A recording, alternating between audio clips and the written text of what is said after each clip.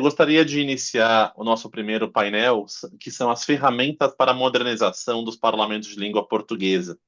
O segundo painel que temos no dia é sobre o uso de inteligência artificial, por assim dizer, aqui com todos os parlamentos representados, com seus representantes de tecnologia, trazendo o que vocês têm feito. Mas antes da gente discutir a IA, eu gostaria de discutir a modernização, o que a gente imagina como parlamento do futuro.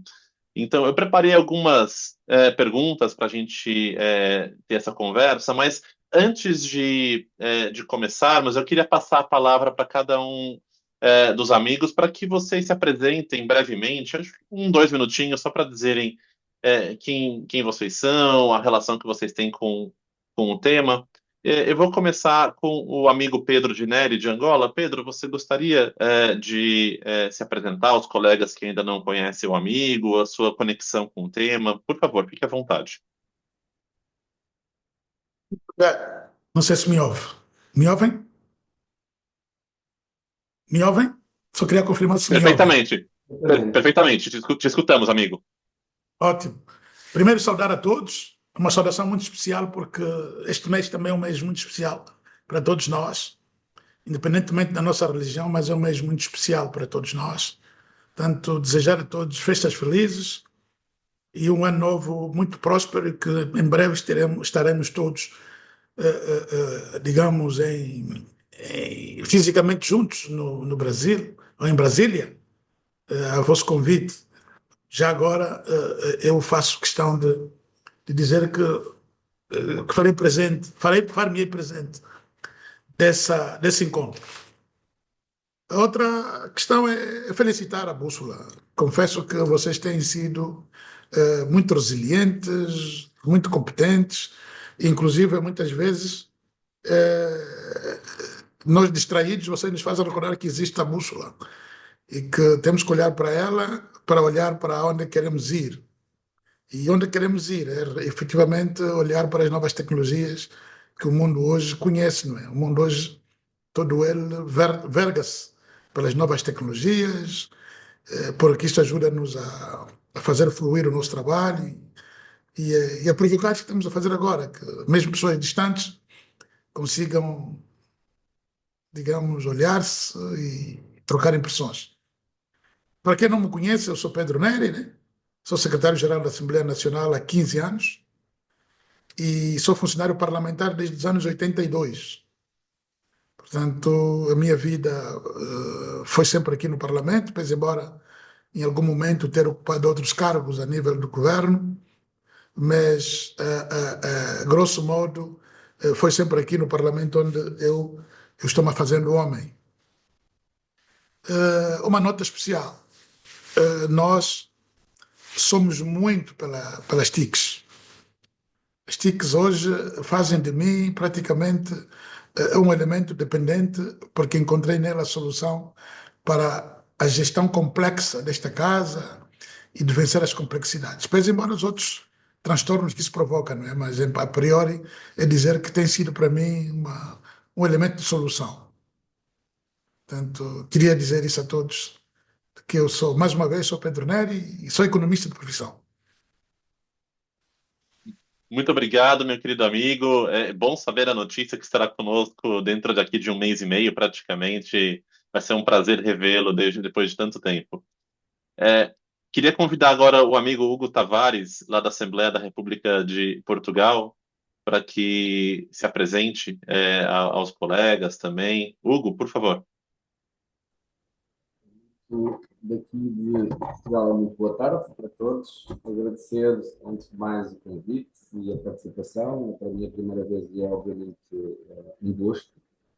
É uma matéria que, obviamente, tem preocupado os serviços da Assembleia da República Sim, Portuguesa. sim.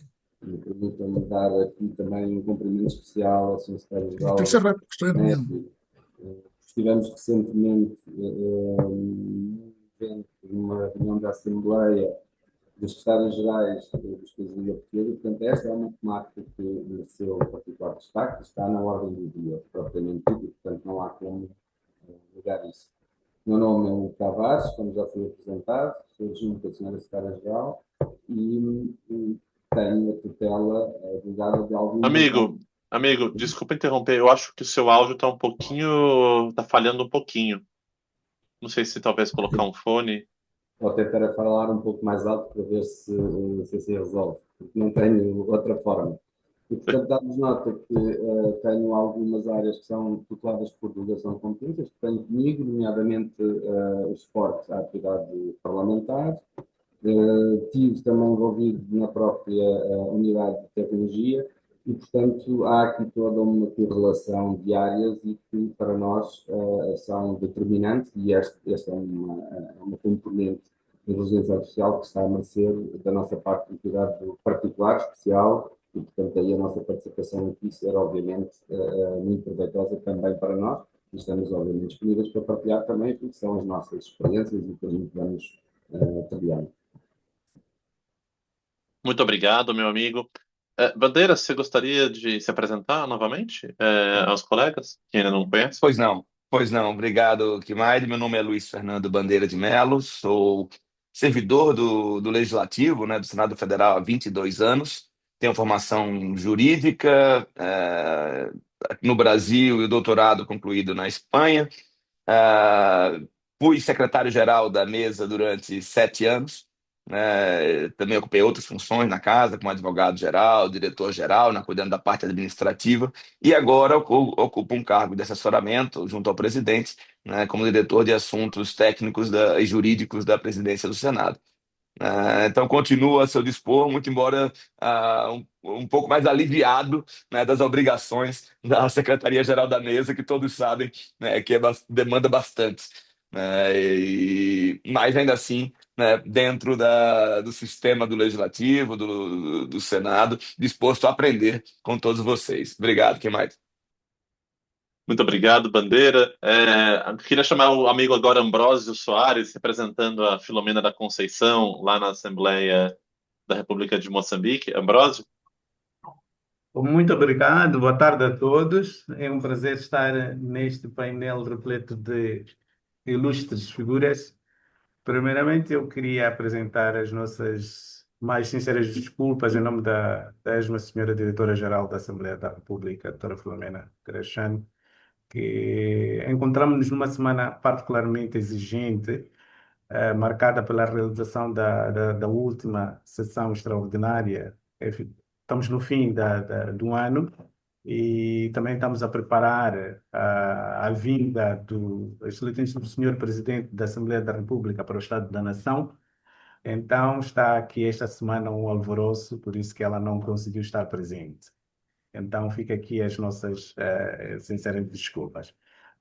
Eu sou Ambroso Alves Soares, sou coordenador do Centro de Informática e assessor parlamentar para a área de informática. E falar um bocadinho da modernização da nossa Assembleia. Nós vamos um bocadinho atrasado quando comparado com os outros parlamentos que nós temos cá vindo a assistir. Mas a modernização dos parlamentos visa essencialmente tornar transparentes os Sim, sim, processos. mas pode dizer que chefe, Ok, vou continuando. Dizia que a modernização dos parlamentos visa, entretanto, tornar mais eficiente, transparente, os processos legislativos e a proximidade com os cidadãos. E isto, passa por digitalizar o processo legislativo, usando as plataformas, várias plataformas, eletrônicas para debate, votação, acompanhamento e por aí fora. Então, além disso, a inovação vai facilitar realmente a cooperação interparlamentar e contribuir para a tomada de decisão mais informada e mais participativa. A título de apresentação, eu ficaria por aqui, só para depois, quando entrarmos para os temas, irmos desenvolvendo. Obrigado. Muito obrigado, meu amigo. Agora, gostaria de convidar, por fim, o amigo Juliano Bringer, da Agape Consultoria, também para dar uma palavra para se apresentar aos colegas. Juliano? Obrigado, Luiz. Bom dia, colegas. Espero que todos estejam bem. Eu sou um pouco diferente dos demais, né? Atuo no setor privado, mas voltado para a modernização e inovação do Poder Legislativo. Eu tive uma grata satisfação de, no início do meu, vamos dizer, da minha fase de trabalho, ao iniciar, após ser estagiário de outros setores privados, eu poder entrar no Poder Legislativo e ficar no Poder Legislativo por 16 anos, atuando numa Câmara Municipal. E isso acabou me formando dentro do Legislativo, conhecendo todas as áreas, e isso possibilitou depois eu poder participar agora na área privada, com a minha experiência ali no setor legislativo. Então, hoje a Agape Consultoria, a gente atua no poder público, não somente com o poder legislativo, a gente também atua com prefeituras, as assembleias, né? Nós temos assembleias no Brasil, a Assembleia de São Paulo, a Assembleia de Goiás, que são as assembleias subnacionais, e a gente tem caminhado junto agora, só que de um lado diferente, mas sempre podendo proporcionar ao Poder Legislativo as nossas experiências que antes eram de atuação efetiva, mas agora de uma atuação como uma consultoria, mas levando tecnologia. Então, esse é um pouquinho da minha atuação junto ao Poder Legislativo. Muito obrigado, Juliano. E começando o nosso debate, amigos, eu queria trazer uma primeira pergunta, começando pelo amigo Pedro Di Neri, pedindo para que, de uma forma direta, se poderia apresentar, entre 4 a 5 minutos, um panorama do estágio atual de digitalização do processo legislativo no seu parlamento. Quais são os elementos que já foram digitalizados? Quais são os sistemas que permitem hoje um processo sem papel e quais foram os avanços que aconteceram nesses últimos anos? Pedro, o amigo gostaria de fazer uso da palavra? Sim, posso fazer. Obrigado. Bem, nós, a nível da Assembleia Nacional, começamos com uma revolução tecnológica a partir do ano 2013. No ano 2013, nós levamos a cabo um amplo programa de transformação digital e inovação tecnológica. Nós fizemos um enquadramento em 2 etapas deste processo de transformação digital. O primeiro processo era o processo de descentralização do processo administrativo. Desmaterialização do processo administrativo. E a outra era desmaterializar o processo legislativo. Primeiro, começamos pela desmaterialização do processo administrativo e depois com o processo legislativo. Bem, nós conseguimos avanços grandes no primeiro processo. Que atualmente o nosso estágio de avanço da desmaterialização no processo legislativo é na ordem de 85%. E logo de seguida também começamos com o processo de desmaterialização do processo legislativo, que sabe que o processo legislativo, para a sua desmaterialização, implica, até um certo ponto, alguma intervenção política. E nós, no nosso modelo, nós conseguimos avançar com um processo de desmaterialização legislativa que já estamos em processo continuado na ordem dos 40%, 50% do processo legislativo. Nós conseguimos desmaterializar completo a sala do plenário. A sala do plenário hoje não se leva a papel nenhum. Cada deputado tem o seu computador onde recepciona todo tipo de documentos que são geridos ou que são gerenciados no processo legislativo. E, a par disso, nós colocamos à disposição de cada deputado um laptop. Um laptop onde ele gerencia a sua vida como parlamentar.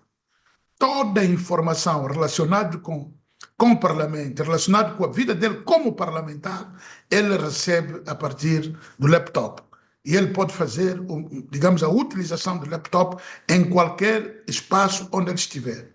Mesmo fora de Angola, ou mesmo dentro de Angola, em outras províncias, basta conectar, entrar em linha, que ela tem acesso ao plenário, pode participar em online e tem acesso também a toda a documentação. Essa aceleração deveu-se mais devido à vivência de Covid, no processo de Covid. Quando houve a patologia, digamos, a pandemia de Covid, nós nos sentimos obrigados a acelerar o processo de desmaterialização, porque senão o Parlamento ficaria fechado. Então, digamos, um conjunto de fatores que nos levaram a um processo de desmaterialização do processo legislativo muito rápido também. Usamos na sala do plenário, digamos, programa de gestão documental e também a fala em chat. Portanto, nós não temos hoje necessidade nenhuma de andar com papéis na sala do plenário. Só para vos dar uma nota, que nós conseguimos reduzir custos enormíssimos que nós tínhamos em relação ao uso do papel permanente. Nós tínhamos como encargo, do ponto de vista, digamos, de uma plenária, quase usávamos 40 a 50 a 100 resmas de papel, dependendo das matérias elencadas na agenda. Imagina usar numa reunião em que está-se a aprovar o orçamento 300 resmas de papel. Quer dizer, que para além do uso do papel, como tal, a outra complexidade que vinha à volta disso era distribuir esses documentos. Para além de distribuir, às vezes as reuniões eram urgentes, distribuir esses documentos a todos os deputados, a todas as comissões, inclusive, e também onde é que íamos buscar equipamentos que estivessem a funcionar permanentemente para reproduzir esse tipo de documentos. Às vezes são documentos a cor. Portanto, nós tínhamos problemas de toners, com o processo, digamos, rápido de evolução tecnológica. Às vezes os toners que nós tínhamos numa semana, na outra já não serviam. Já porque havia outro tipo de referências de toners, equipamentos que se desgastavam. Então, era só para dar uma nota breve, que o processo de desmaterialização levou-nos a uma redução de custos enormíssima. E hoje nós podemos nos dar de felizes porque este processo não foi fácil. Nós tivemos que obrigar muitos deputados a familiarizarem-se com as tecnologias de informação. Isto obrigou-nos a formações permanentes. Foram formações que nós tornamos-las mais simples para facilitar a vida de muitos deputados que não tinham familiarização digital. E hoje nós estamos com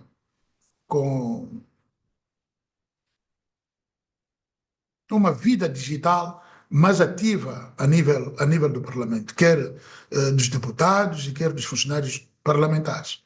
Portanto, esse é a primeira nota que eu gostaria de dar, que nós, a nível do Parlamento, já estamos vencendo, digamos, os receios e digamos, que viviam a nível de muitos dos nossos agentes, quer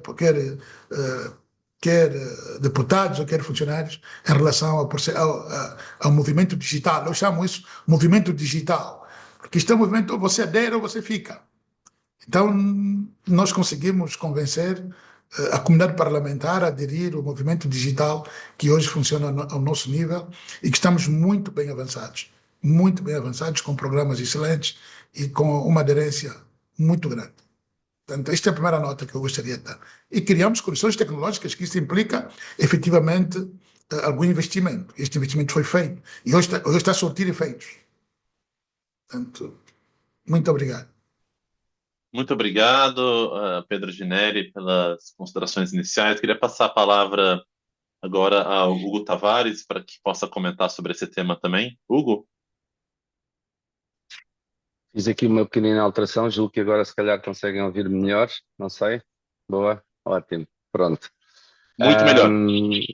Relativamente às questões aqui levantadas e que têm a ver sempre com a desmaterialização, diria que nós temos um posicionamento relativamente favorável e, portanto, nós temos um Parlamento que quer toda a sua componente política, quer a componente administrativa, tem uma relação direta, diária e permanente com tudo o que são ferramentas tecnológicas. A questão aqui de fundo tem sempre a ver é com a utilização de tudo o que tem a ver com as ferramentas tecnológicas para melhorar todos os processos, sejam eles de natureza administrativa ou mesmo até os processos, no caso, o processo legislativo, que no caso português tem sempre, está sempre suscetível e sofre interferência direta sempre que há alterações de regimento. E, portanto, para qualquer pessoa que perceba o que é desenvolver um sistema, sempre que as regras mudam, o sistema precisa de ser atualizado. E quando as regras mudam com muita frequência, muitas vezes chegamos à situação em que o sistema, não estando ainda ele testado, mas já tem regras novas que têm que ser reproduzidas no sistema, e portanto aumenta aqui claramente a complexidade relativamente à disponibilização desta desmaterialização, chamemos-lhe assim.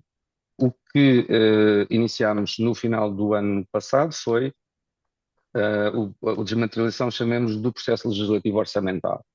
E estamos a caminhar num sentido de, em vez de o adaptarmos a tudo o que são as regras previstas no regimento, torná-lo mais flexível, ou seja, exigir um pouco mais da intervenção humana em alguns momentos de seleção e escolha e menos automatismos nesses processos de seleção e escolha, porque são esses processos de seleção e escolha que depois vão levar obrigatoriamente a que, se houver outra alteração pelo meio, esses processos têm que ser todos revistos, têm que ser todos alterados e, portanto, estamos aqui neste momento a fazer esse caminho e a tentar estabelecer aqui o balanço entre o que é que tem ou não tem que ser automatizado para impedir que haja uma necessidade maior de intervenções permanentes. Relativamente à questão de fundo que estávamos a falar, julgo que também poderemos abordar, tem a ver com a questão da inteligência artificial. Dar aqui notas, portanto, que para nós também são relevantes. Como disse na apresentação inicial, é para nós um caminho que tem que ser percorrido e que me parece óbvio que à data de hoje a inteligência artificial já não é, chamemos apenas uma moda tecnológica, não é sequer uma ferramenta que nos vem ajudar a trabalhar melhor ou pior. Estamos a falar de algo que vai efetivamente mexer até com as formas de trabalho e a forma como nós desenvolvemos a nossa própria atividade. Portanto, estamos a falar de algo maior. E nesse caminho a Assembleia da República tem sido, como, e eu acho, é a minha opinião, bem, extraordinariamente cautelosa. Porque se é verdade que, se olharmos para toda uma componente tecnológica, o avanço é muito rápido e é muito célebre e, portanto, e normalmente é tudo apresentado como é tudo extraordinariamente bom. Se pensarmos que estamos a falar de dados, informação, do impacto direto na própria vida dos próprios cidadãos, então temos que ter mesmo muitas cautelas e, portanto, as coisas têm que seguir um caminho, tem que ser um caminho muito pensado, sempre muito pensado. Temos alguns desenvolvimentos feitos, nomeadamente ao nível das transcrições automáticas.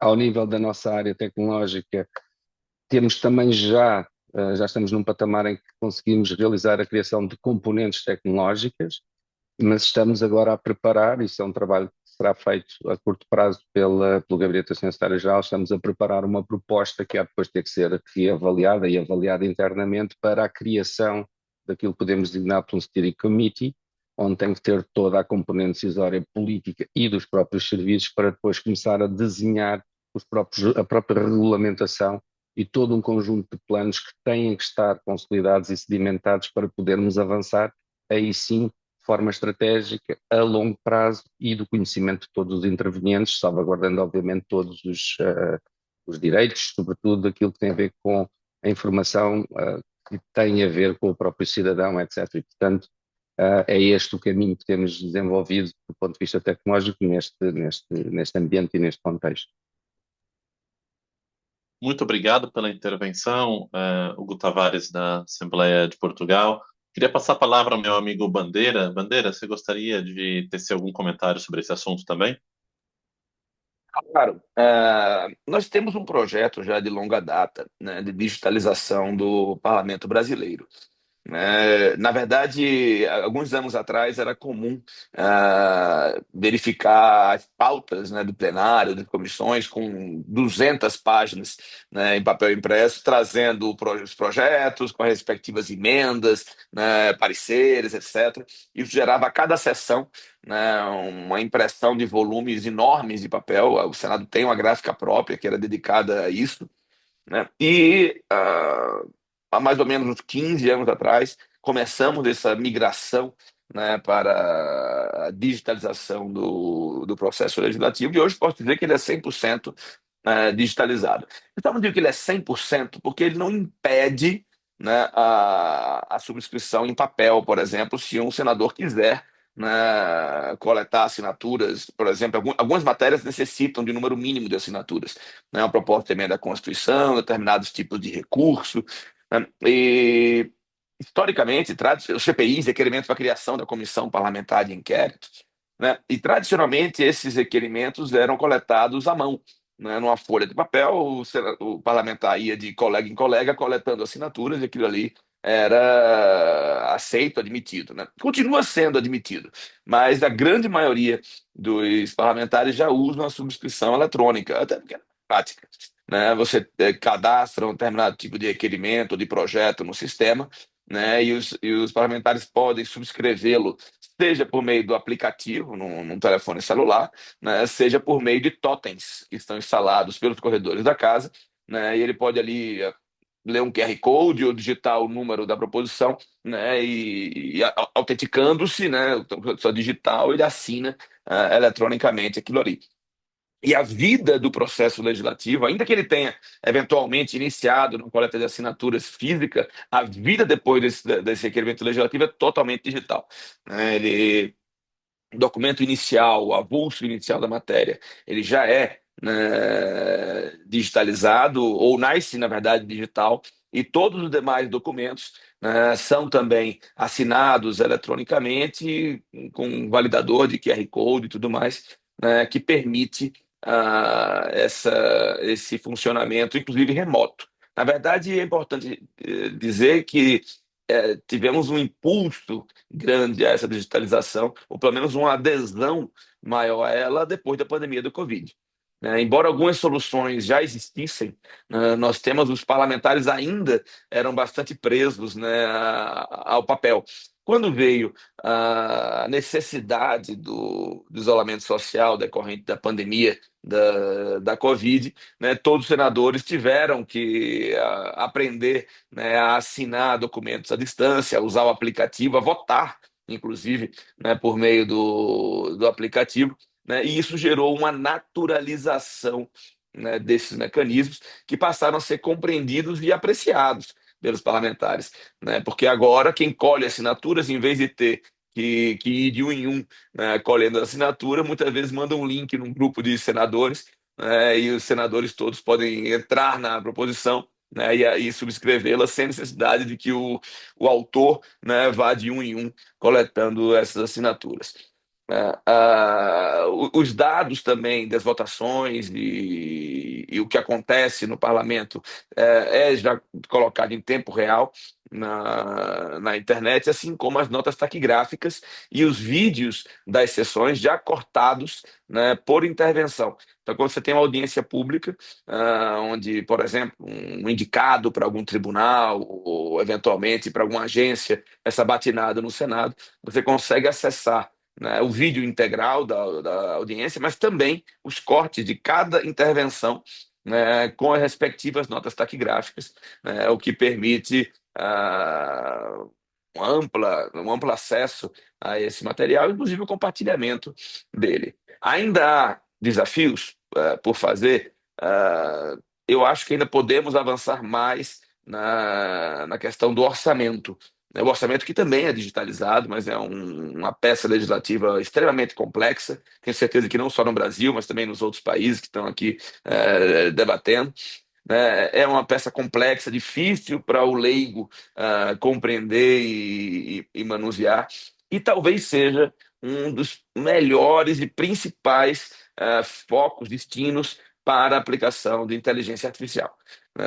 Acredito, a gente deve abordar ainda esse tema mais na frente aqui no nosso painel, mas me parece que o tratamento do orçamento público da União por meio de inteligência artificial pode ajudar não só a identificar incoerências e ajustar eventuais erros, mas, sobretudo, a dar mais publicidade e tornar mais compreensível ao leigo, né, o que consta naquela peça legislativa. É porque esse é o caminho sem volta. Acho que foi o colega de Angola que falou que esse caminho se adota e depois não volta mais. E é exatamente isso o que eu enxergo. Né? É difícil imaginar de novo você ter os documentos legislativos impressos, né? Um calhamaço de 200 páginas sobre a mesa de cada senador, cada parlamentar, a fim de que ele possa folhear, né, as proposições legislativas. Todas elas estão, né, digitalizadas na tela de um computador ou eventualmente um tablet, né, no plenário, e eles conseguem consultar e fazer suas ponderações diretamente no meio digital. Acho que é um avanço importante, né, para ganhar seriedade no legislativo, porque não raro, que mais, quando você tinha os documentos em papel, né, e tinha que fazer várias versões e revisões daquele documento, você acabava tendo problemas de transcrição e erros em menções, etc., né, que agora já são integradas. Inclusive, a própria redação legislativa, quando você vai fazer um projeto e faz uma referência a uma outra lei já vigente ou uma outra norma já vigente, né, aquilo ali deixa de ser um texto convencional e passa a ser um hiperlink. Que o parlamentar, quando está lendo a proposição, ele pode clicar em cima da referência e já abrir o que é qual é o trecho da norma, né, que o novo projeto pretende se referir. Então, tudo isso visa dar mais transparência, mais acessibilidade, sobretudo, mais informação à disposição da sociedade. Acho que é um pouco um overview aqui desse processo que mais. Obrigado. Muitíssimo, muitíssimo obrigado, Bandeira, pela sua exposição inicial. Bandeira, que foi o pai do sistema de deliberação remota aqui do Brasil uns anos atrás, o primeiro do mundo, e muito, muito bom ouvir esse overview, como você falou, do Senado Federal do Brasil. Eu queria convidar o amigo Ambrósio para tecer algumas palavras sobre a Assembleia de Moçambique. Ambrósio, por favor, fique à vontade para fazer uso da palavra. Boa tarde, consegue me ouvir? Ok, muito obrigado. É assim, nós, a nível da desmaterialização do papel, nós estamos ainda bastante atrasados. Eu recordo-me aqui ao que disse hoje o senhor secretário-geral Pedro Pinheiri, que nós estamos exatamente naquela fase, senhor secretário-geral, de usar quantidades enormes de papel de resma, as impressoras, temos aqui uma repografia que não para. Essencialmente, quando há iniciativas que entram, têm que ser impressas para os 250 deputados, depois dividir, e há aquele todo o processo de enviar às bancadas, de chegar aos senhores deputados, e nós estamos nesse processo ainda. O que nós estamos a tentar fazer agora, e depois também, se calhar, havíamos de pedir aqui a anuência do senhor secretário-geral Pedro Mineria, ajudar-nos neste sentido para ver como é que conseguiram passar para a mobilização dos senhores deputados para usarem realmente a forma digital. Porque nós temos os e-mails institucionais criados, só que não usam. Nós, no mandato passado, também já foi feita a distribuição dos laptops. Todos os deputados têm laptops, mas existe aquela velha mania, entre aspas, de usar-se o papel, que eu fico mais à vontade, sou mais de papel, prefiro mais o papel. Então, nós, usando aqui as boas práticas dos outros parlamentos, iremos seguir realmente como é que vocês conseguiram passar esta transição aos senhores deputados de deixar o papel para passarmos ao, a, a, a, documentos eletrónicos. Não sei como é que nós vamos fazer isso, mas pronto. Nesta legislatura, nós já estamos a fazer a aquisição, vamos fazer a aquisição dos laptops para os novos deputados. Já foram criados também os e-mails para os senhores deputados. Nós também contamos com a página web para divulgação também da informação. Existe um projeto macro em que está a ser liderada pela Sua Excelência a Presidente da Assembleia da República, que mandatou o primeiro vice-presidente da Assembleia da República, para, em conjunto com o Ministério da Comunicação, da Transformação e Comunicação Digital, para a digitalização total do Parlamento de Moçambique. E isto vai incluir tanto mais que nós já até pedimos os termos de referência ao Parlamento português, demos os termos de referência daqueles monitores retráteis para serem implementados aqui na nossa sala de sessões plenárias. O Pedro, acho que foi o Pedro Nascimento que nos mandou os termos de referência, ao qual agradecemos, em que nós estamos a tentar preparar a nossa sala de sessões plenárias para receber os 250 monitores em que vão ser distribuídos lá os documentos. E vamos, entretanto, eu ainda sou da opinião que vamos colher ainda a experiência aqui neste painel. Vamos pedir aqui uma visita ao Parlamento, à Assembleia Nacional de Angola, que tem aquele sistema também robusto, que essencialmente já não usam papel e a semelhança dos outros parlamentos, Brasil e tudo mais, que nós temos bastante apreço, contamos muito com a vossa colaboração. E também este projeto inclui as delegações provinciais. Nós temos, em Moçambique, temos 11 províncias e em cada uma dessas províncias também temos as delegações provinciais e que nós também queremos informatizar e digitalizar esses processos todos, criarmos em cada uma das delegações provinciais, criarmos uma sala de informática em condições para que, na altura em que os senhores deputados estejam em fiscalização nos seus círculos eleitorais, consigamos entrar em contato com eles a partir da sede, transferir documentos via eletrônica, o que não acontece atualmente. A nível de digitalização dos processos orçamentais, nós, o Estado está muito à frente nesses processos. Nós temos contato com sistemas de administração financeira do Estado, que é um sistema eletrônico que moderniza a gestão financeira do Estado, e isso tem nos ajudado bastante na gestão integrada de receitas, despesas, compromissos, monitoria em tempo real, redução da burocracia. E temos esses sistemas, temos uma sala desses sistemas cá na Assembleia da República. Também fomos beneficiados dos sistemas de gestão de recursos humanos também, que é do Ministério das Ciências e Tecnologias aqui de Moçambique. Então, a nível da modernização nessa área, nós conseguimos. Atualmente estamos a tentar mapear todos os processos que dão entrada, o processo legislativo em si, criar o fluxo do processo legislativo, onde é que o documento entra, onde é que a iniciativa entra, para onde é que vai, e então e depois a partir daí começarmos a procurar ferramentas de modernização eletrónicas para modernizar isso. Para falar, eu queria pedir a permissão do painel. Eu tenho aqui a colega Elsa, que é a diretora de divisão da documentação parlamentar, e gostaria que ela falasse aqui 1 ou 2 minutinhos sobre a documentação parlamentar. Um momentinho só.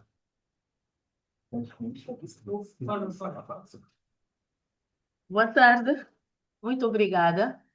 Aqui fala Elsa Botão.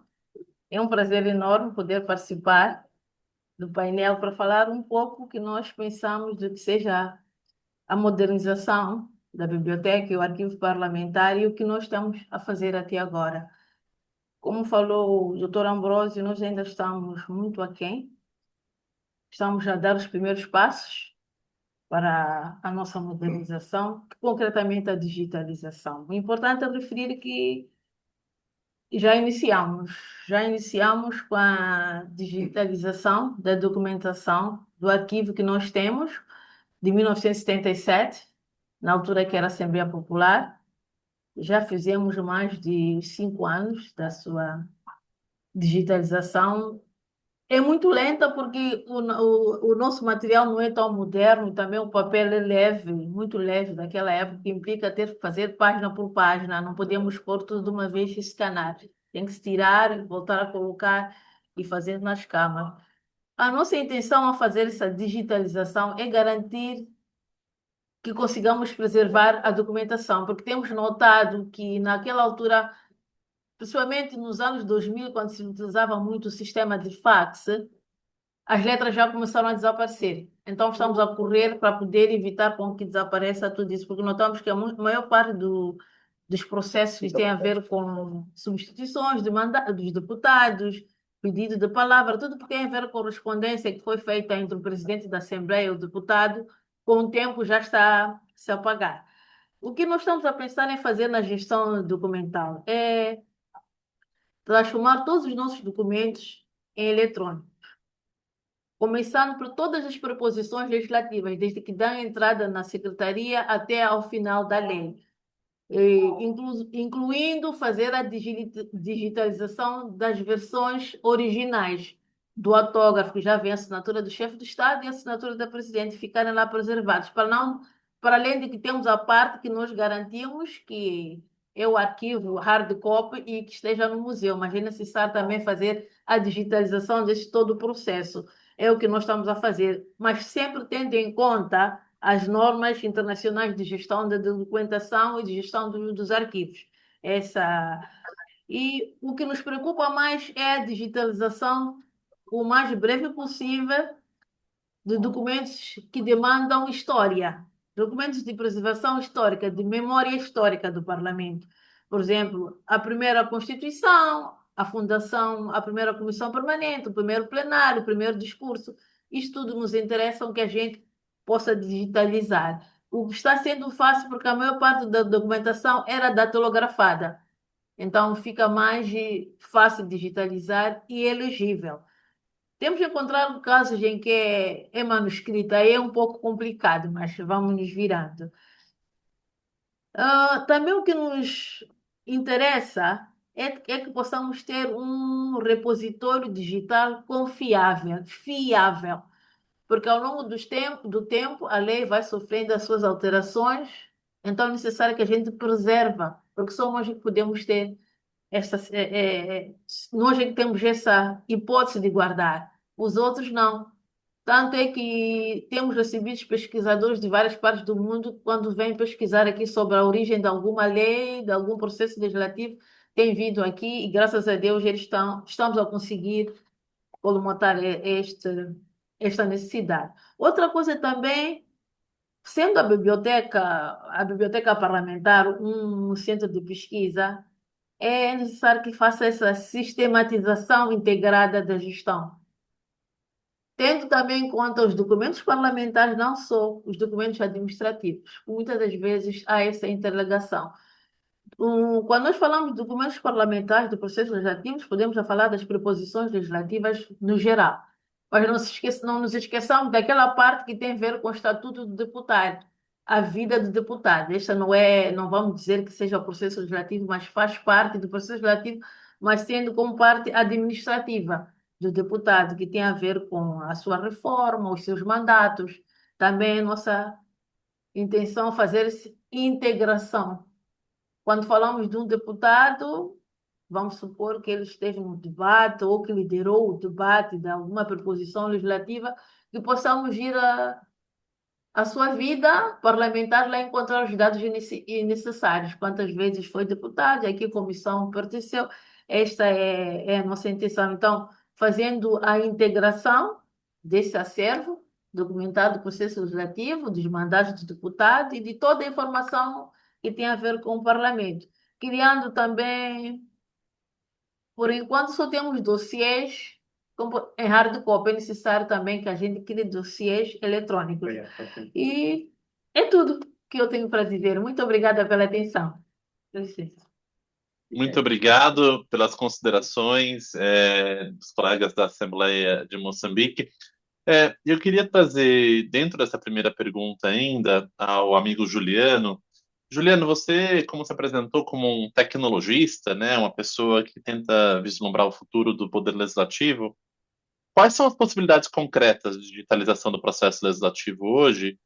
E quais possibilidades estão ou deveriam estar no radar, dos nossos parlamentos? Se você puder fazer uso da palavra em 5 minutinhos. Obrigado, Luiz. Acho que hoje a digitalização do processo legislativo já deixou de ser conceitual, né? Ela é operacional, mensurável, ela é comprovada. Eu vou abordar quatro, talvez, camadas aqui, pilares, que possam, inclusive, ajudar o amigo Ambrósio e sua equipe. Acho que eles estão no caminho certo, vou dizer por isso, porque eles já estão na parte da digitalização integral do fluxo legislativo.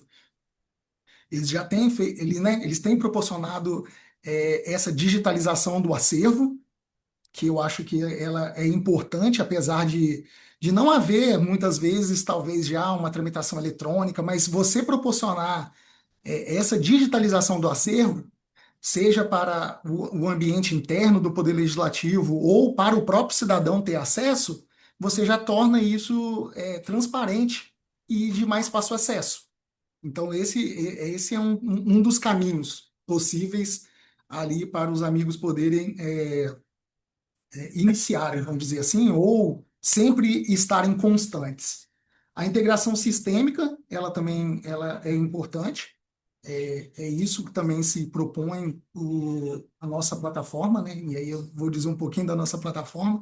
Ela se propõe a realizar isso, ela se propõe a fazer com que não o órgão se adapte ao sistema, mas o sistema se adapte ao regimento. Aquilo que há de tramitação no legislativo, as suas especificidades, o trâmite regimental, porque nós sabemos que cada órgão possui o seu, e a gente não pode negligenciar isso, tendo em vista que nós atuamos com o Poder Legislativo. Então, essa é uma experiência que nós, desde o início, adotamos em ter as diversas possibilidades que o regimento dá ali para cada tipo de proposição de matéria legislativa, passar pelos devidos setores correspondentes e atendendo ao regimento interno, que é o principal, que são as regras do próprio órgão.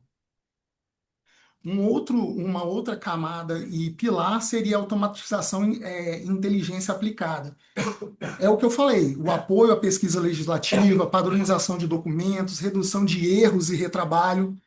Acho que essas são os convencimentos que o parlamento pode levar para os parlamentares, para que eles possam ter essa consciência de que isso não é só importante para o trabalho legislativo, mas para a população, que são seus eleitores.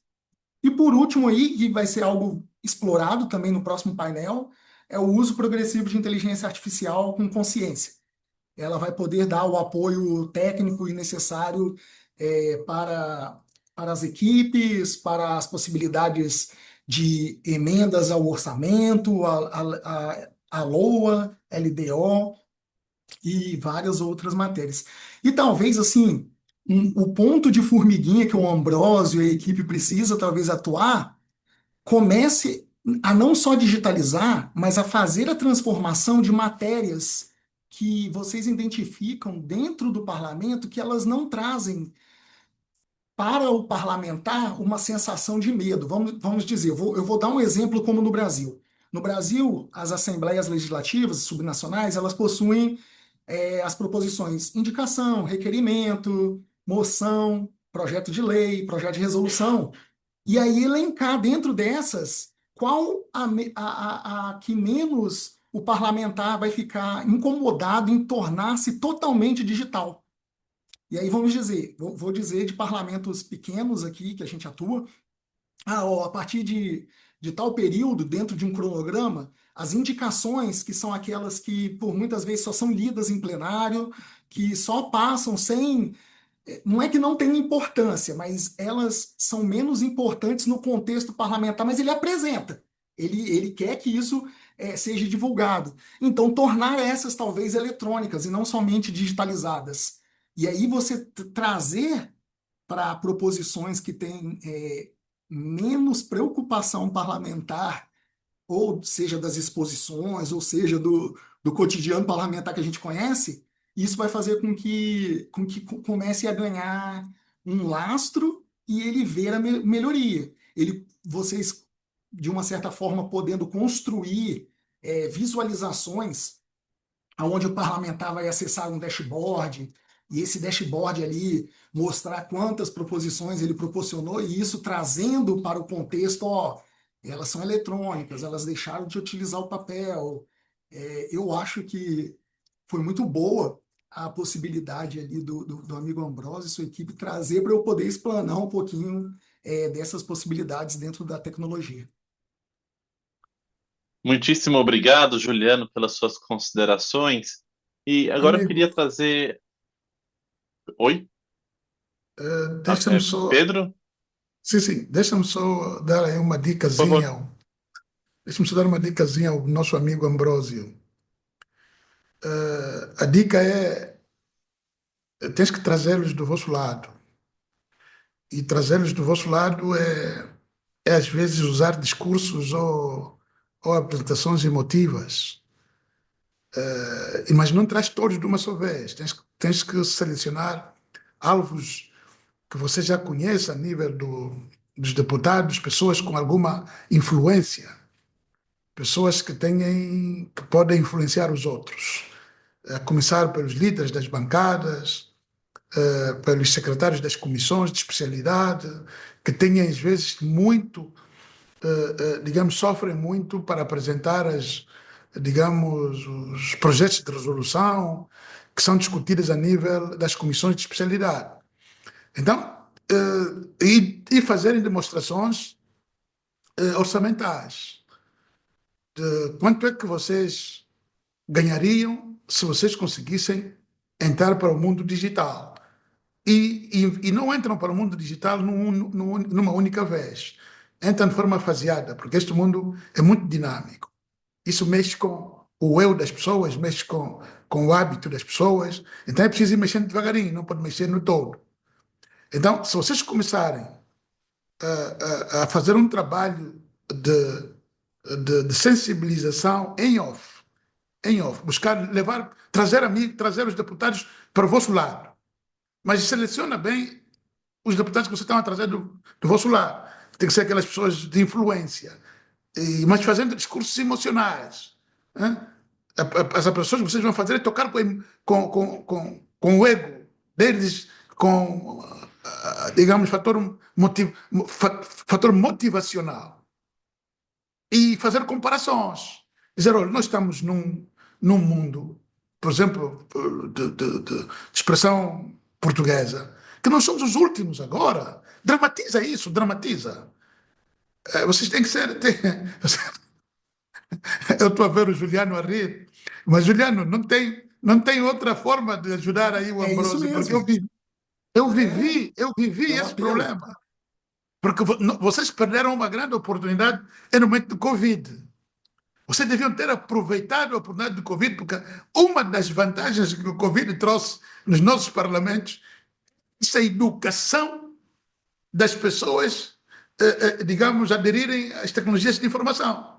É a maior vantagem que o Covid trouxe como patologia ou digamos, como uma enfermidade, mas acabou trazendo esse elemento que facilitou a nossa vida, de fazer as pessoas compreenderem que nós tínhamos necessidade de trabalhar, a vida não podia parar, não podíamos estar numa única sala, não podíamos estar numa convivência física, mas nós tínhamos que trabalhar e o Parlamento não podia parar, porque ademais era o único órgão que podia aprovar leis que permitissem, digamos, tirar direitos a cidadãos, de poderem circular, de poderem estar em festas, de aglomerarem-se. Só o Parlamento podia tirar esse direito. Então o Parlamento tinha que reunir. Então vocês deviam aproveitar essa oportunidade, mas como não foi aproveitado, agora vão ter que fazer um trabalho de casa.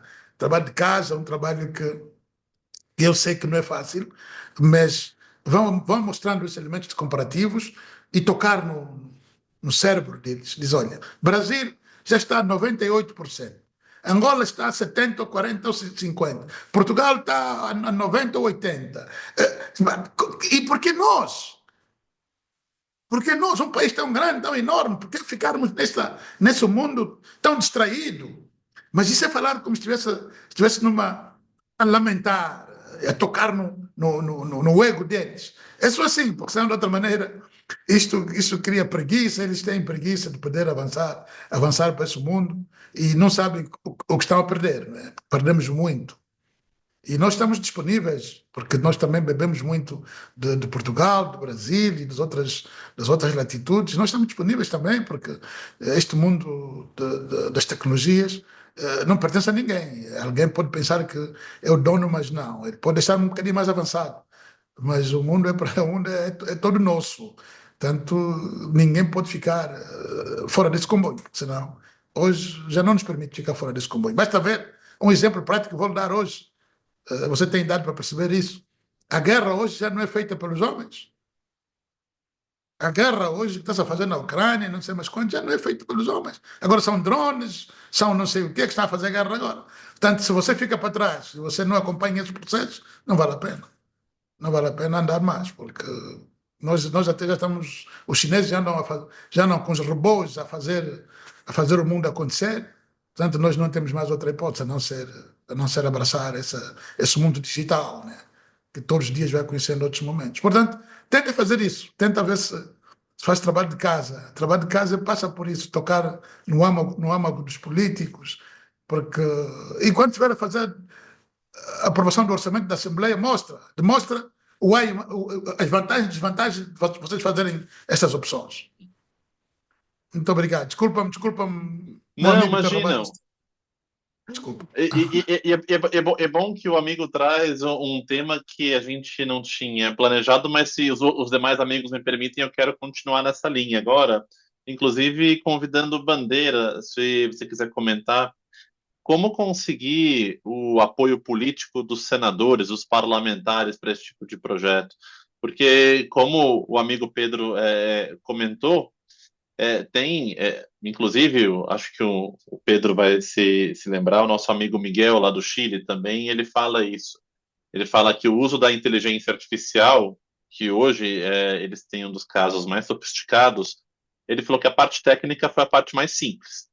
A parte mais difícil foi construir o convencimento com os parlamentares. Então, eu queria convidar o Bandeira. Bandeira, se você quiser comentar o que o nosso amigo Pedro comentou, e como que é essa dinâmica no Senado, você pode trazer, acho que um pouco da experiência também da época da pandemia, né, com o Isso. SDR. Conta um pouco para gente. Bom, Pedro tá com toda razão, até fiz referência, né, na fala dele.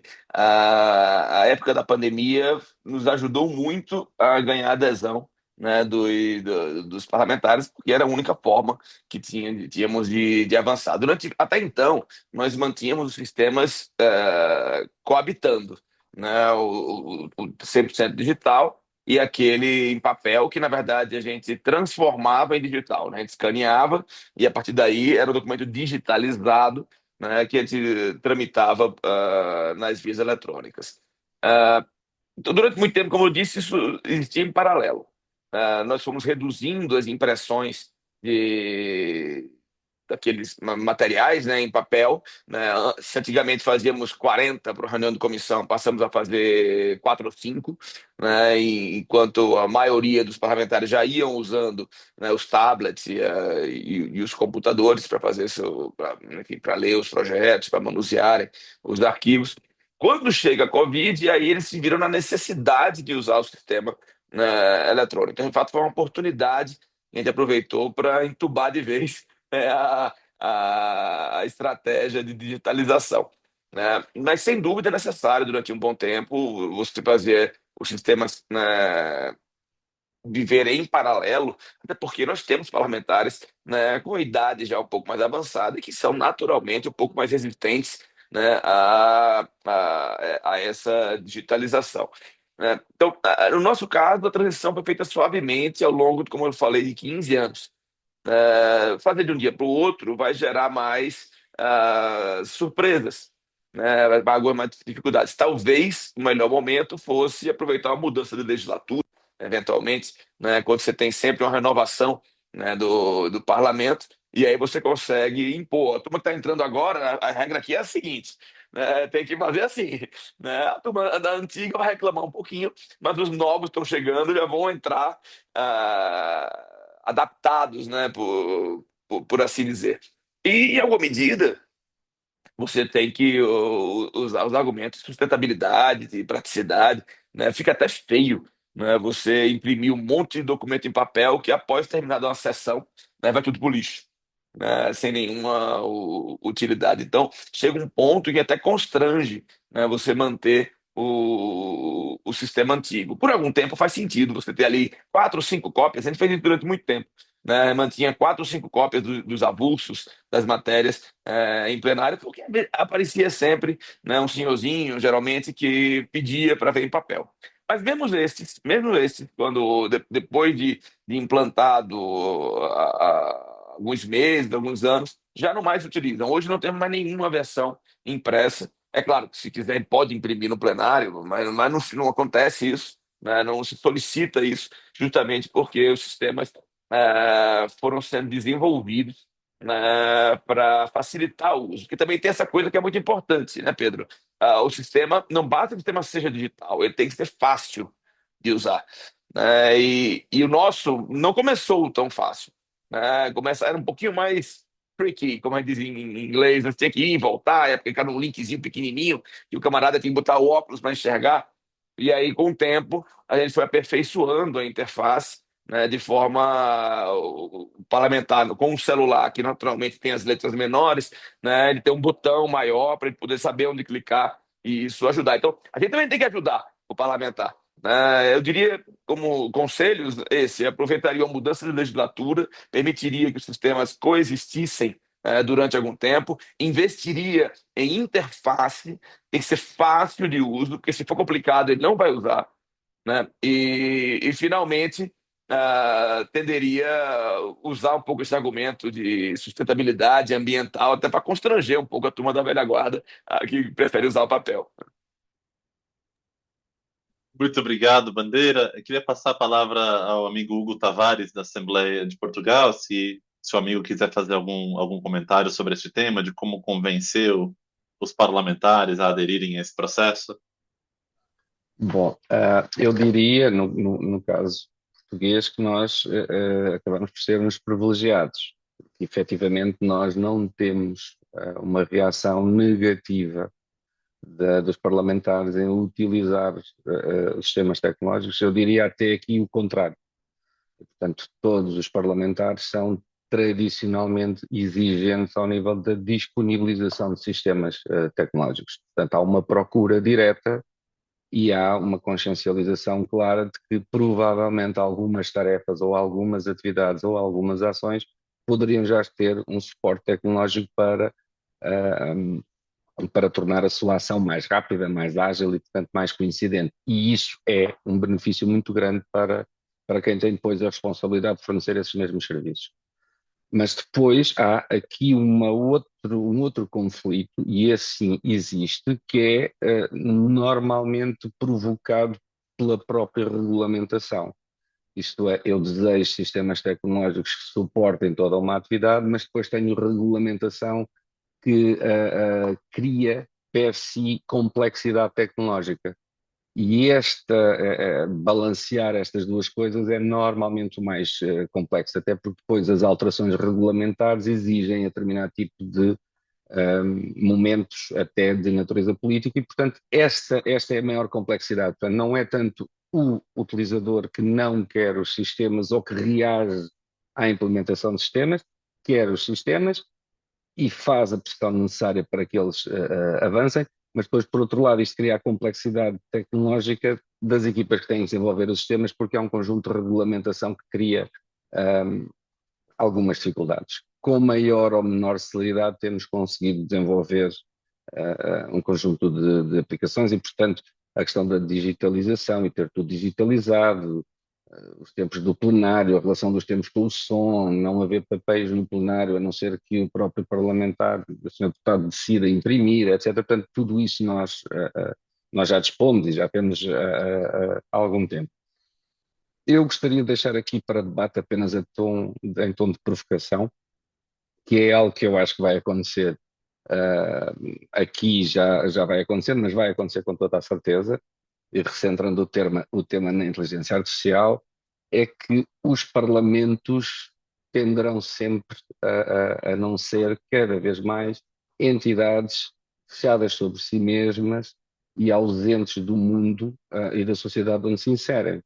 E, portanto, do ponto de vista privado da vida do cidadão, ele tem cada vez mais à sua disposição um conjunto de ferramentas interpretativas e que lhes permite, com muita facilidade, percepcionar como é que está a decorrer o processo legislativo, se o processo legislativo é coincidente com aquilo que é normalmente apregoado, os custos do processo legislativo. Portanto, tudo isto que eram matérias tratadas no interior dos próprios parlamentos, neste momento são tratados também do lado de fora e, portanto, os cidadãos têm acesso a essa informação e têm ferramentas que os auxiliam na interpretação dessa mesma informação. E, portanto, é essencial que também os parlamentos aqui entendam este contexto e que façam um esforço muito sério para que toda a informação que é essencial ser disponibilizada ao cidadão, por um lado, o seja, e por outro lado, disponibilizar também as ferramentas que permitam ao cidadão interpretar essa mesma informação, impedindo o que hoje acontece, um viés na interpretação da própria informação. E isso sim depois atenta contra a própria realidade e contra a atividade parlamentar. E, portanto, também esta consciência entre a realidade parlamentar fechada sobre si mesma e que era, chamemos-lhes, um palco de conhecimento apenas e só disponível para os que ali estavam dentro, é uma realidade que tenderá, como se vai verificando cada vez mais, a dissipar, porque os cidadãos também eles vão ter cada vez mais acesso à informação e, sobretudo, a ferramentas que vão ter a capacidade interpretativa e, portanto, poderão vir a tirar conclusões, umas certas, mas muitas delas poderão estar erradas e, portanto, é essencial que os parlamentos façam um investimento muito forte no tratamento da informação, na disponibilização e transparência da mesma e, sobretudo, em ferramentas de inteligibilidade e interpretação dessa mesma informação para fornecerem isso aos seus cidadãos, evitando tudo aquilo que é o complexo mundo das fake news, por exemplo, entre outras situações. Muito obrigado ao Hugo pelas considerações. Juliano, você gostaria... Luís, Pedro, por favor. Sim. Luís, aí um aspecto que o nosso colega de Portugal, o Hugo, levantou, que eu considero relevante. Pese embora que estamos a fugir um bocadinho daquilo que foi o inicial do tema, mas às vezes acabamos caindo. Esse mundo parlamentar é um bocadinho complexo e sui generis. Então, às vezes, discutir só um assunto não fica... Nós também já somos parlamentares, pronto. É a vida do parlamentar. É o blá blá, não é? Nós também acabamos caindo nessa emboscada. O Hugo coloca aqui um aspecto importante. Esse mundo digital que nós estamos a colocar os parlamentos requer efetivamente que também os procedimentos e normas sejam claras. Porque se nós não tivermos normas e procedimentos claras no mundo digital, nós vamos encontrar dificuldades. E podemos ser mal entendidos até inclusive. Mas há um aspecto importante que ele coloca, que eu coloco, que é o elemento da transparência. Esse elemento da transparência é um elemento inevitável hoje. Porque se o Parlamento controla o Executivo, na perspectiva, digamos, do seu exercício, então tem que haver também alguém que controla o Parlamento. E esta pessoa que controla o Parlamento é a sociedade. Então, nós nos vamos colocar agora também na perspectiva de sermos controlados pela sociedade do que estamos a fazer. Por quê? Porque nós vamos abrir os parlamentos. O mundo digital vai obrigar-nos a abrir os parlamentos. Já não vamos conseguir estar no mundo fechado, no mundo em que só ao nosso nível discutamos as coisas. Portanto, isto aí é inevitável. Portanto, a sociedade vai cobrar mais. Aí resulta a necessidade de termos lideranças, digamos, lideranças bem, bem consumadas, e que os processos sejam muito transparentes para facilitar, inclusive, a interpretação da pessoa que não está no Parlamento de como é que é usado os recursos públicos também. Mas há uma dica que o Luís deixou que eu queria retomar. Olha, Ambrósio, a dica do Luís, aproveita no início do processo legislativo, aproveita os caloiros. Começa esta atuação junto dos caloiros, esses são mais fáceis. E diga-os que é uma das condições do trabalho no Parlamento. Se vocês assim começarem pelos caloiros, que são na hora da metade, vão acabar por influenciar os outros. Muito obrigado. Obrigado, Pedro, pelas considerações. Juliano, você gostaria de fazer uso da palavra em cima desse tema também? Eu gostaria, sim. Eu acho que também não tem como separar a iniciativa de uma gestão de um trabalho seja de modernização, seja de inovação. O apelo que o amigo Pedro deu é justamente esse: a gente trazer para o ego, talvez, vamos dizer assim, dos parlamentares, de que eles vão ser pioneiros na mudança. Eles vão conseguir fazer essa transformação digital, mas não eles precisando fazer a força, mas sim apoiando os projetos. Essa divulgação, talvez até que mínima ali da equipe do amigo Ambrósio, tornando de alguma forma para o público, dar ao público notícias dessa digitalização. Eu não sei se existe essa disponibilidade desses documentos de forma online que foram digitalizados para a própria sociedade. Então, fazer matérias, notícias no site, né, vamos dizer assim, divulgação, sobre isso também, para que o próprio gestor e ele tenha essa consciência de que ele veja que ele também está ganhando, fazendo toda essa transparência, toda essa divulgação. Porque muitas vezes não se trata de tecnologia, de utilizar sistema A, B, C, mas sim de mudança de conceito, mudança de experiência. A modernização, eu já ouvi dizer que ela não se trata somente do uso da tecnologia, mas ela pode ser um outdoor na praça da cidade divulgando uma ação. E eu vi muito isso. Eu tive a oportunidade no Brasil de participar do projeto do Senado Federal, na época que eu era atuante na Câmara Municipal, que era o projeto do Interleges, que, por mais que o projeto levava ali um mínimo de tecnologia, alguns computadores para algumas pequenas câmaras no Brasil, no interior do Brasil, mas eu acho que o que mais fez efetivamente foi construir um relacionamento entre os parlamentos e o parlamentar ver que ele poderia divulgar essas ações mínimas que fosse na página dele, na rádio da cidade, de qualquer uma outra forma, porque eu tive exemplos de legislativos que só ficavam internos e aí uma rádiozinho FM lá da cidadezinha começou a transmitir as sessões. E aí, de alguma forma, o trabalho parlamentar ele estava sendo modernizado, né? Não só por meio da tecnologia. Então, quando você fortalece esses pequenos pilares que eles existem, o próprio gestor parlamentar, aqueles que talvez são mais ligados na tecnologia, eles vão abraçar a causa. Então, esse é mais uma Muito, contribuição. muitíssimo obrigado, Juliano. Queria passar a palavra ao Ambrósio para que você possa concluir essa rodada brevemente. Ambrósio? Não vai ser o Ambrósio, vai ser a Elsa. Muito obrigada. Eu achei interessante a fala do colega Neri, quando fala do charme que nós temos que fazer para os deputados, de fato, é necessário fazer um charme. E eu posso dizer que com essas falas já temos um caminho andado. Por quê?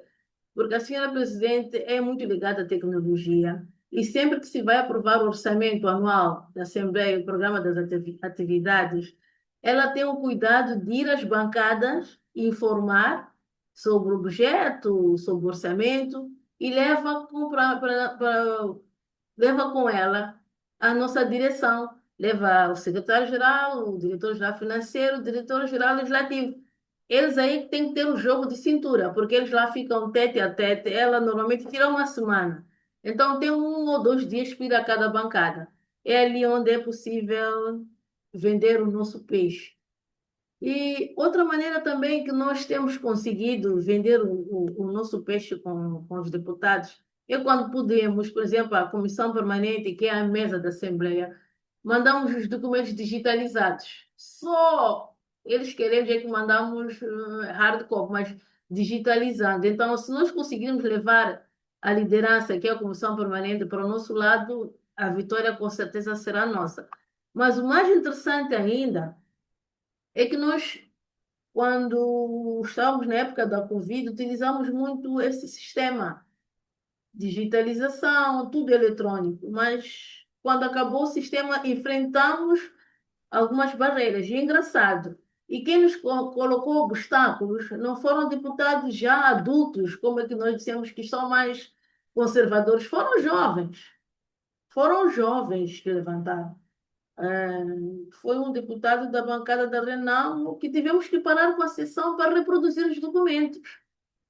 E repare que esse jovem que fez essa confusão, o chefe de bancada dele era um pouco mais velho que ele, mas ele aderiu, concordou, os membros da comissão permanente são mais velhos, concordaram todos que vamos fazer essa entrega de documentos de maneira digital. A bancada podemos entregar 1 ou 2 exemplares, querendo alguém consultar, mas o jovem, quando chegou no plenário, fez o maior escândalo. Então, houve esse retrocesso.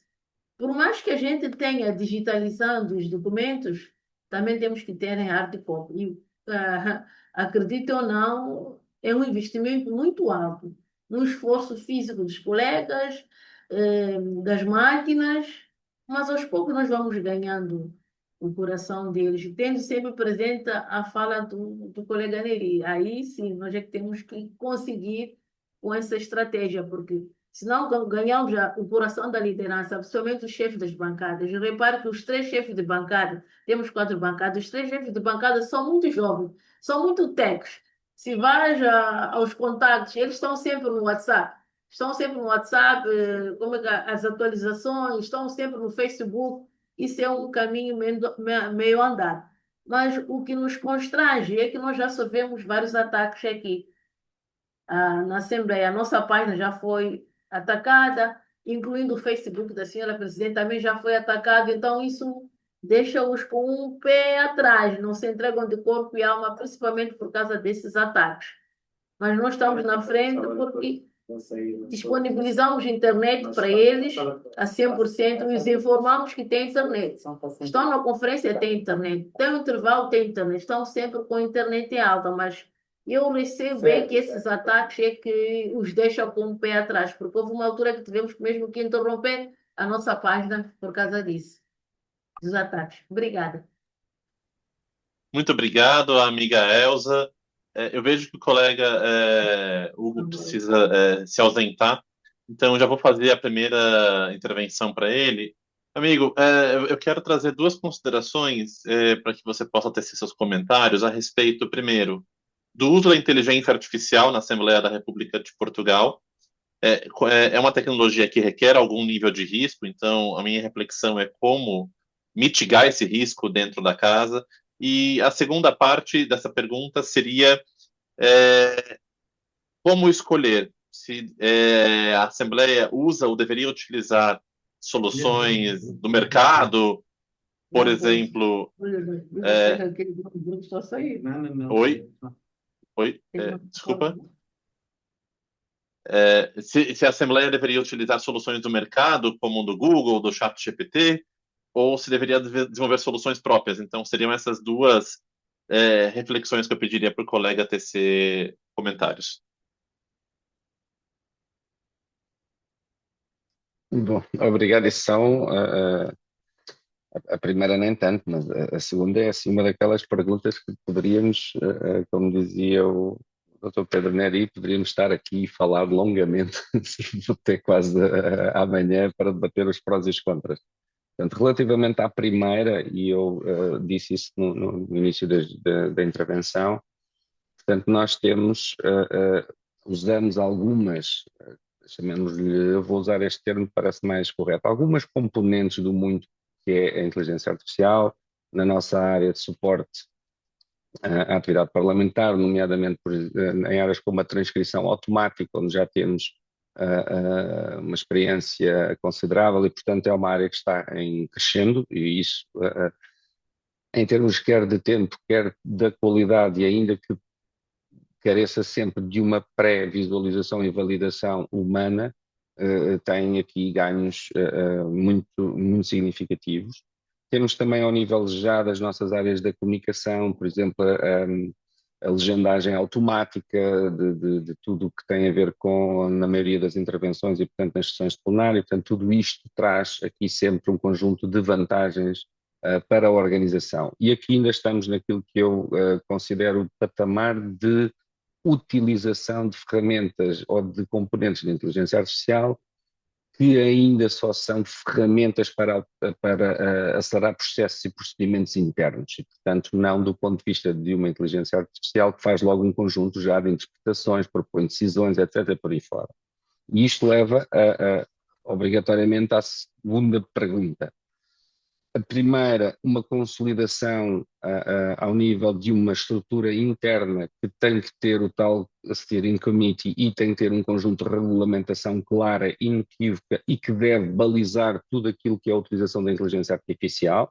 Portanto, esse é o caminho primeiro e é esse que estamos a percorrer neste momento para apresentar as propostas, para consolidar uma base que nos dá segurança a todos, para trabalhar livremente, sabendo que aquilo que vai ser entregue tem que estar balizado à partida e, portanto, não pode aparecer e depois a seguir, e agora o que é que vamos fazer com isto que temos nas mãos? E, portanto, esse parece-nos claramente o caminho. E depois entramos no campo tecnológico. E aí o campo tecnológico, na segunda pergunta, saberão obviamente os especialistas que aqui estão em tecnologia muito mais do que eu, e o meu colega Pedro terá a oportunidade depois de explicar isso com toda a certeza muito melhor. Mas uma das bases do uso da inteligência artificial é a pergunta e o retorno da resposta. E eu vou perguntar onde. E eu vou ler o quê para produzir a resposta. E aí nós temos que ser extraordinariamente cautelosos, porque tem que haver um controlo efetivo do universo onde se vai procurar a resposta.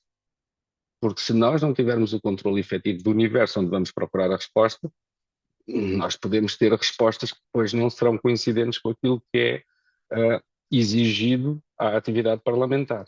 E, portanto, aqui temos que ser cautelosos e isso obriga a que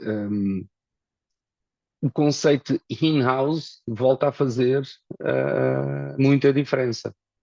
Porque o que é externo, o que vem de fora, o que está numa cloud que não é do governo, que não é do parlamento, que não é controlável, vai abrir aqui uma panóplia imensa de possíveis consequências, por exemplo, é resultado de ataques cibernéticos, que são tão só uma realidade e são o nosso dia a dia hoje, por exemplo, nas áreas tecnológicas. E, portanto, entre a mais-valia de ter disponível ferramentas externas que têm uma aprendizagem extraordinariamente rápida, porque têm uma panóplia de um universo onde aprendem gigantesco, é preciso depois dosear claramente essa utilização e têm que estar garantidamente em ter um controle interno e tem que a sua gestão e o seu controle tem que ser objetivamente interno, não pode ser externo. Não é por acaso, e dou este exemplo, que o Parlamento Europeu durante décadas era um apologista da externalização de praticamente todos os serviços e, portanto, tudo era praticamente ou tinha fornecedores externos ou a informação estava em clouds externas, etc., por aí fora, mas a partir de determinada altura e quando alguns ataques começarem a surgir, está a fazer agora caminho exatamente inverso e a trazer tudo para in-house e para que se tenha um controle absoluto de quer da informação que se tem, quer de como é que se lê essa própria informação e que informação pode ser junta para rentabilizar as próprias ferramentas de inteligência artificial, mas sempre com um controle absoluto sobre essa informação, porque senão o resultado escapa, claramente, pode escapar àquilo que se pretende. Muitíssimo obrigado ao amigo Hugo Tavares pelas suas considerações e pela sua participação hoje nesse debate.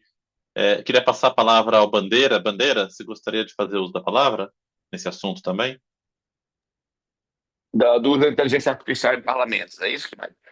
Isso, e sobre a escolha de se utilizar essas ferramentas externas, como do Google, da OpenAI, ou sobre desenvolver internamente. São essas duas questões. Veja só, posso fazer alguns comentários sim. Eu tenho estado muito a cavalheiro para falar do tema do uso da inteligência artificial, porque na minha recente experiência como Conselheiro Nacional de Justiça, fui relator da resolução que regulamenta, né, esse uso de IA no judiciário.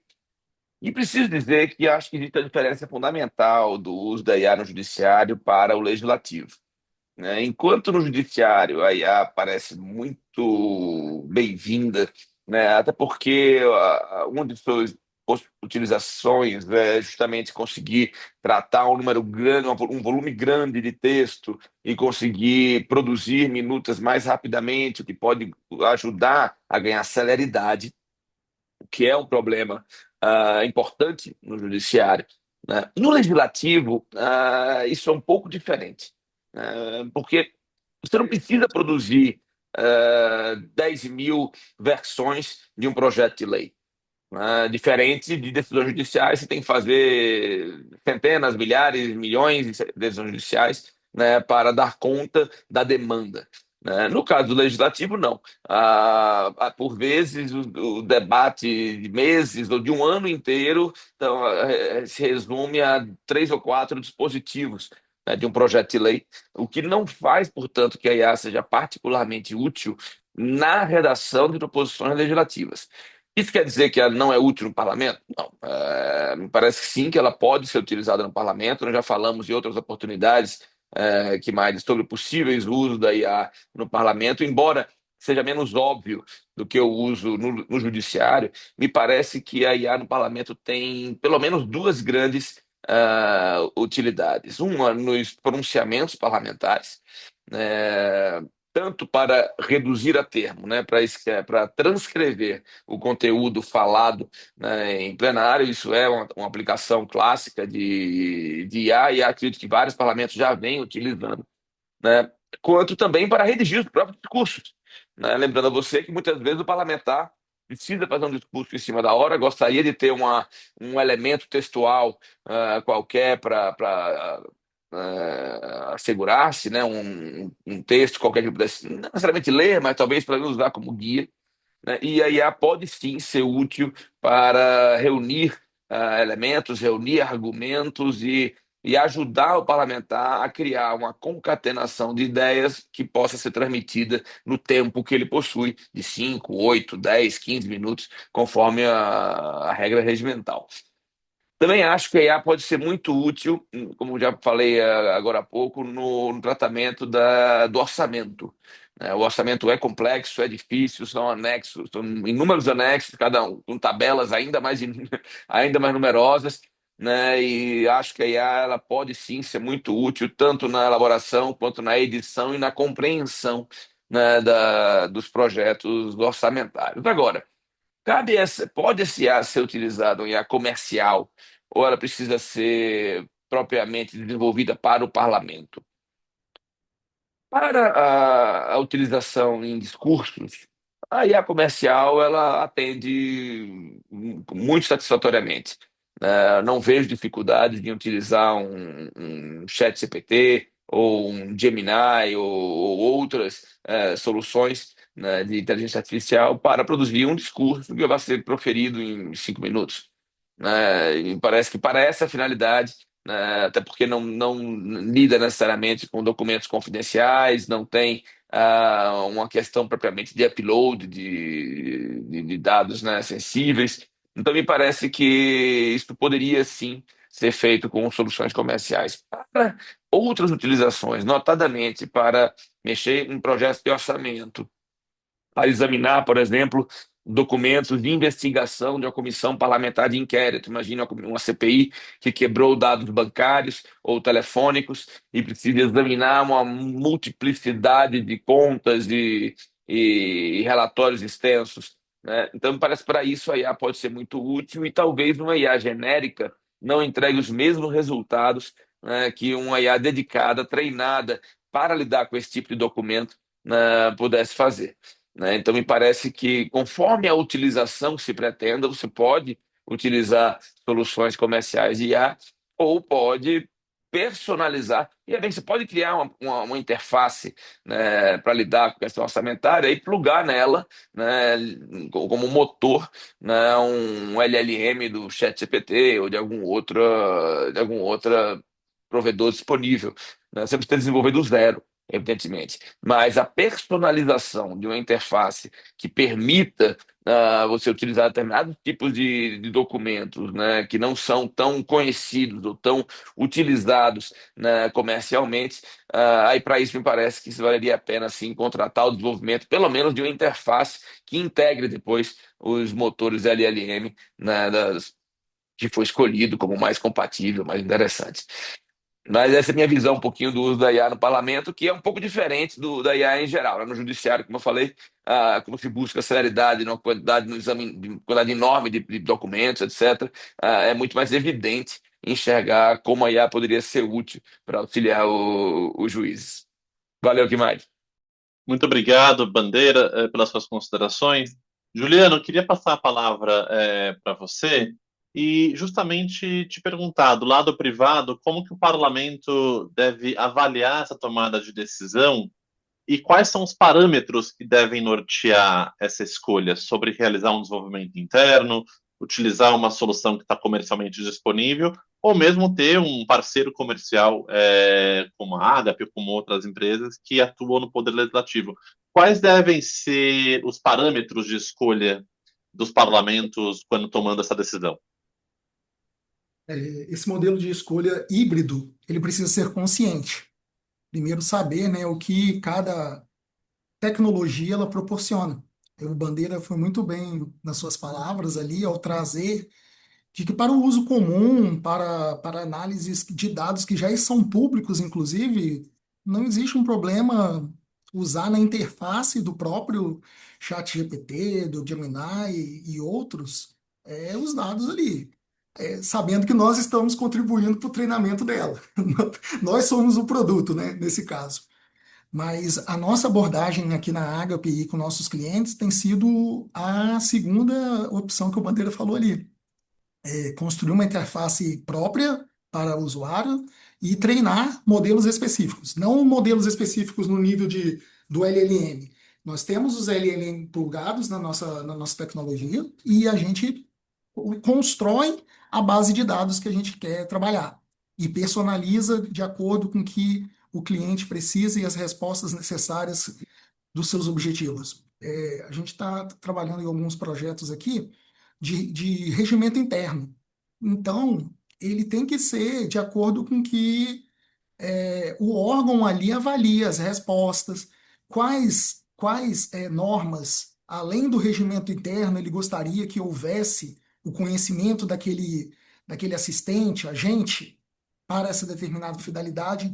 Então, você proporcionar uma tecnologia isolada, onde você só usa um motor, ela é bem-vinda e esse é o contexto que nós temos aplicado nos nossos clientes. Muito obrigado, Juliano, pelas suas considerações. Queria passar a palavra ao amigo Pedro Ginelli. Pedro, você gostaria de comentar sobre essa pergunta também, sobre o uso da inteligência artificial, sobre como escolher se isso deve ser desenvolvido internamente no parlamento, se deve ser utilizado uma solução do mercado? O amigo gostaria de tecer algum comentário? Eu não fugiria muito do que os meus dois colegas que intervieram fizeram referência. Aqui há um pressuposto importante que, no meu entender, é preciso termos em conta. Primeiro é que nunca nos deixarmos substituir, nunca o homem deixar-se substituir da inteligência artificial. Este é um pressuposto muito importante. A inteligência artificial deve constituir, a priori, um elemento de apoio técnico, um elemento que ajuda-nos na decisão que estamos a tomar. E constituir um elemento de pesquisa. Porque se nós deixarmos de ter o uso digamos, das nossas faculdades, ficarmos dependentes desses instrumentos, nós estaríamos a prestar um mau serviço. Primeiro é que podíamos nos tornar preguiçosos até do ponto de vista do pensamento, da criatividade, o que não é bom para um homem. Depois temos um outro problema, que é, para além das vantagens que a inteligência artificial nos traz, nunca percamos em atenção o seguinte aspecto, é que os princípios de legalidade, de legitimidade, da democracia e segurança institucional têm que estar sempre acima digamos, das nossas pretensões de usar a inteligência artificial. Porque a inteligência é muito evasivo, mas evasivo só quando nós nos tornamos, às vezes, mais distraídos, ou pouco distraídos, digamos assim, para o controlo das ferramentas da inteligência artificial. Por quê? Porque imagina, requer blindagem. Ao usar a inteligência artificial, requer também blindagem. Então as instituições têm que se blindar. Blindar porque por cada digamos, das invasões que sofremos, da perda de dados que pode acontecer nessas invasões que sofremos, e podemos ficar condicionados. Bem, nós não vamos agora colocar uma instituição como uma Assembleia Nacional condicionado porque teve uma invasão de hackers. Portanto, é preciso termos isso sempre em atenção, que nós podemos usar a inteligência artificial como, digamos, um elemento de pesquisa, mas nunca termos os parlamentos, digamos, reféns dos vários instrumentos de inteligência artificial que nós conhecemos. Portanto, este é o meu ponto de vista em relação a isso, porque tudo mais o colega Juliano e o colega Luís já referenciaram. Agora, mas é uma verdade. A inteligência artificial é bem-vinda, porque facilita-nos o trabalho, a pesquisa, e inclusive hoje viver sem essas ferramentas é praticamente voltar para a escravatura.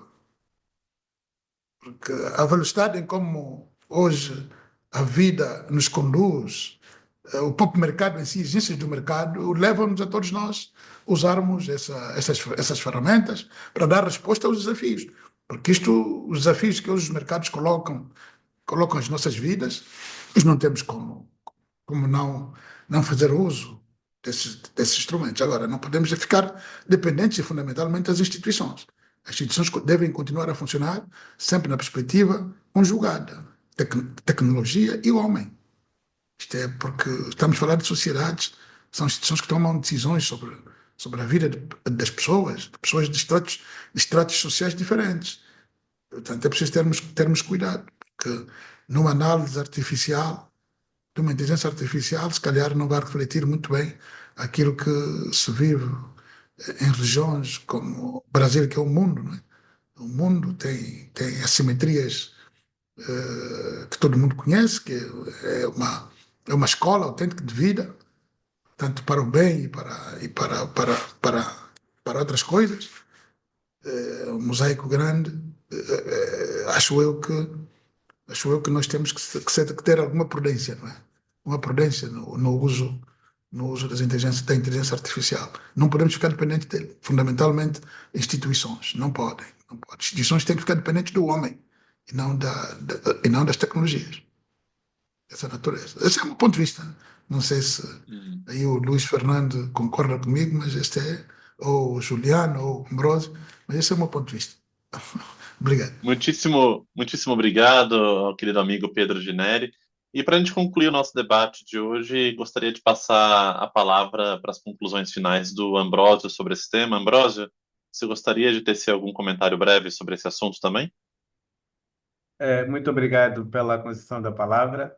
Realmente, comentários muito breves. Primeiro, pedir depois ao Luís para endereçar um convite ao senhor secretário-geral para estar presente em janeiro e para beber da experiência e, se calhar, entre aspas, de um puxão de orelha aqui do senhor secretário-geral Pedro de Neri, para ver se nós conseguimos ingressar, porque ele é novo cá na Assembleia, o nosso secretário-geral é novo, então eu acho que ele ainda não se inteirou muito bem disso. E para falar do tema em questão, eu acho que já foi tudo dito. Eu acho que já foi tudo dito, eu me revejo em todos os comentários que aqui foram ditos. O uso de plataformas globais, aí temos vantagens, sim, na rapidez da implementação, mas temos riscos, né, da dependência externa e da confidencialidade dos dados. Eu, se calhar, estaria mais inclinado ao modelo híbrido, né? Mas seria recomendado, mas teríamos que ter muita atenção não, no uso consciente, como disse o Juliano. Tem que ser o uso consciente. Híbrido, sim, senhora, mas com uso consciente. E também aqui buscar as palavras de Luís e do mesmo senhor secretário-geral também, Pedro Neri, que permite ganhos, mas não podemos depender das tecnologias. Temos sempre que olhar para o fator humano, que é o último decisor nesta vertente. Muito obrigado.